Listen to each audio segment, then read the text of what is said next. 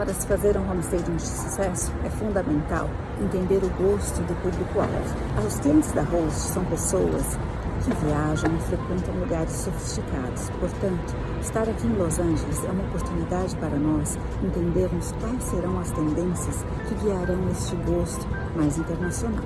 E eu vou dividir isso com vocês.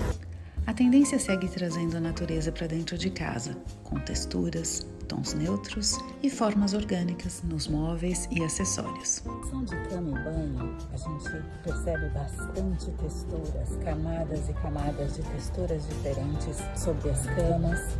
O uso da madeira mais clara continua muito presente, assim como as fibras naturais, e os tons terrosos ganham destaque nos detalhes. As luminárias estão leves e minimalistas, e os quadros, cada vez maiores e em diversas composições, dão uma proporção de grandeza e personalidade para os ambientes. E os acessórios, através das formas e cores orgânicas, nos remetem à natureza.